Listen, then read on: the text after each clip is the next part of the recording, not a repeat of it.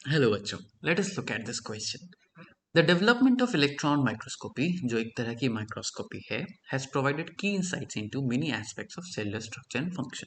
यानी electron microscopy की मदद से हमें सेल के स्ट्रक्चर और फंक्शन के बारे में काफ़ी चीज़ें पता चली है, जो हम पहले नहीं देख पाते थे क्योंकि वो चीज़ें बहुत छोटी हुआ करती थी। इनमें से सभी चीज all of the following would require the microscopy for visualisation except, यानी एक को छोड़ के सबके लिए आपको जरूरत पड़ेगी। तो पहले थोड़ा सा समझ लेते हैं माइक्रोस्कोपी के बारे में। ठीक है। नाउ माइक्रोस्कोपी दो तरह की होती है। कौन सी दो तरह की? Light and electron. जैसे कि वर्ड्स आपको समझाने की कोशिश कर रहे हैं, लाइट का मतलब आप रोशनी यानी लाइट का इस्तेमाल करते हो चीजों को बड़ा देखने के लिए। ये ग्लास लेंसेज का इस्तेमाल करते हैं क्योंकि लाइट को आप बेंड करोगे और फिर उसी के रेज के इंटरसेक्शन से एक बड़ी इमेज बनती है। अब कितना बड़ा देख सकते हैं? तो कन्वेंशनल माइक्रोस्कोप्स 1500 से 2000 गुना चीजों को बड़ा देख सकते हैं।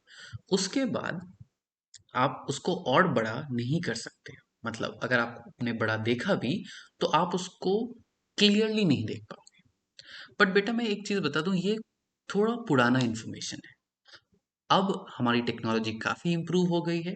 जो लेटेस्ट लाइट माइक्रोस्कोप्स है उसमें तो आप 5-6 हज़ार गुना बड़ा भी देख सकते हो। बहुत लेटेस्ट मॉडर्न टेक्नोलॉजी। इसके ठीक उल्टा इलेक्ट्रॉन माइक्रोस्कोप्स लाइट नहीं बल्कि इलेक्ट्रॉन के एक बीम का इस्तेमाल करता है। ये ग्लास लेंसेज नहीं बल्कि मैग्नेटिक फील्ड का इस्तेमाल करता है इलेक्ट्रॉन को बेंड करने के लिए। और ये 1500-2000 नहीं, इससे तो आप 5 से 10 लाख गुना बड़ा देख सकते हो चीज़ों को।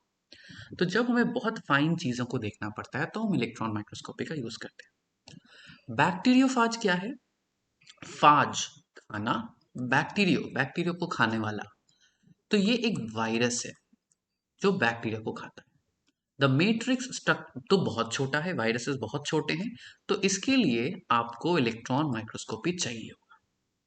Matrix structure of a mitochondria, ये रहा आपका माइटोकॉन्ड्रिया। माइटोकॉन्ड्रिया के अंदर आपका होता है इनर मेम्ब्रेन। इनर मेम्ब्रेन के अंदर जो जगह है उसको आप कहते हो कि ये है मैट्रिक्स। इसके लिए भी आपको चाहिए, यू नीड इट, है ना। Shape and arrangement of bacterial cells. अब देखो बैक्टीरियल सेल्स होते तो बहुत छोटे हैं, ठीक है, बट अगर आपको सिर्फ उसका शेप ही देखना है उसके लिए आपको इलेक्ट्रॉन माइक्रोस्कोपी की जरूरत नहीं, वो आप लाइट माइक्रोस्कोपी से भी देख सकते हो। तो ये आपका हो जाएगा करेक्ट आंसर। इसके लिए आपको इलेक्ट्रॉन माइक्रोस्कोपी की जरूरत नहीं है। The pores on the nuclear membrane, आपको पता है न्यूक्लियस में छेद होते हैं। इन छेद के कारण चीजें अंदर से बाहर, बाहर से अंदर जा सकती है। यहां भी आपको इलेक्ट्रॉन माइक्रोस्कोपी की जरूरत होगी। तो करेक्ट आंसर क्या हुआ? C. The final answer is C. Hope you understood. All the best.